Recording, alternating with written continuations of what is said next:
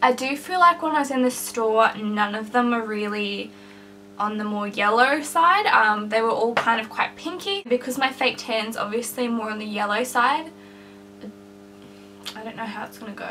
It does apply quite nicely, I find. I do feel like personally when I put on foundation I need it to powder because it is so oily, but this doesn't feel like it.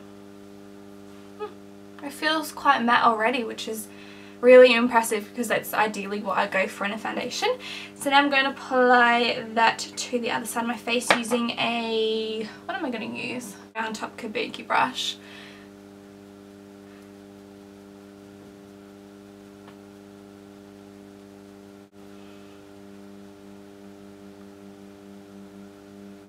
I do feel like I need quite a lot of it though because it is so thick.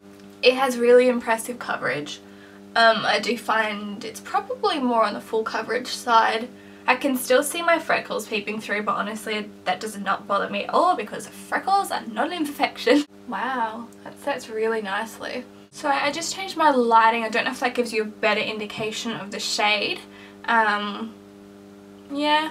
I'm actually going to apply another layer because that's set really fast and nicely. And I'm going to see how fast it sets with another layer. So far I really like it. And I've got a little bit of redness here, so I'm just going to apply another layer and see if that covers it. And it did. There's not many foundations that I find you can layer them and they don't look cakey and fill in your pores.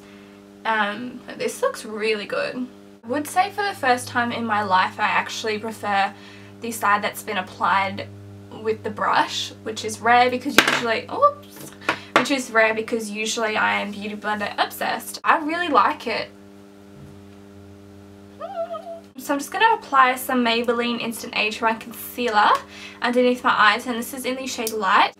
I'm just going to do that and see how it goes having, you know, another full coverage product on top of it.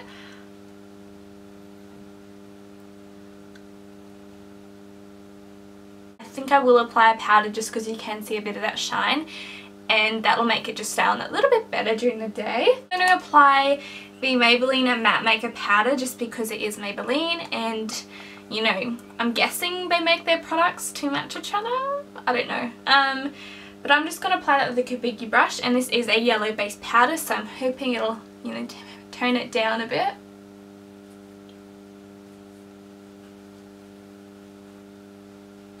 I do not need a lot of powder to set it, whereas with the Revlon Colour Stay, which is my favourite foundation ever, I do feel like I need quite a bit of powder, which is probably its only downfall.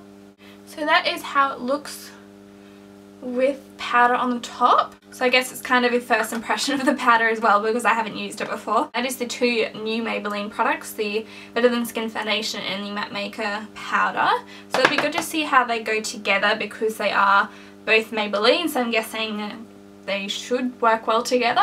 I'm very impressed and I do really like the coverage and how it sets, but we will see. So I'll update you in, I don't know, probably 2 hours. So far it's still stayed in place completely the same as when I applied it. It hasn't worn off. But now I'm going to go do a clothing haul, so I'm going to be trying on a lot of clothes. So I think that'll be the real test. I'm hoping the clothing doesn't rub it off, but we shall see. But so far it looks really nice and I'm really happy with the finish. Just a quick update, it's been about 4 hours, so we're getting on halfway as to how long I would wear my foundation for, and so far it is wearing a bit on my forehead, which I can definitely tell because my natural very white skin is coming through. It is a little bit shiny. I only added a highlight to my cheekbones today and you can see the shine on the rest of my face as well. Typically I don't like that look. I do prefer a matte look with just the highlighted cheekbones. But it's not too bad. I don't think it's the worst foundation I've tried, but I don't think it's the best. But we will see in another 4 hours or so how it's wearing. And I'll probably be looking like a crazy lady because it's getting to the afternoon and hair's gonna go up, ugly clothes are coming on. Well, that was sassy. My face has stayed pretty flawless. The only thing is that my smile lines are creasing, But I haven't found a foundation that does not give me smile lines, so ugh, it's irritating. I have to like continuously like pat them out. So I thought I would just show you guys how oily I've become in the face. This is about after 8 hours. See that shine? Bit of a wear around here. I think this is one of those foundations that's going to look amazing short term and not necessarily for a full day's wear. And it's worn off a bit on my chin as well, but like I said, I think it looks amazing for short term, but long term it doesn't work for my skin, but it might work for yours. Quite shiny, as you can see, like really shiny. When I turn my head, you can see, especially in person, I just look so greasy. But everyone's skin works differently with different foundations, so I do recommend trying it because it might work for yours, but long term it doesn't work for mine. It's good for about 6 hours, and then after that it was just a bit downhill. So yeah, overall I'd give this foundation a 6 out of 10. If it did stay the way it looked after 5 hours, I would give it like an 8. It looked so good at first, it was so glowy.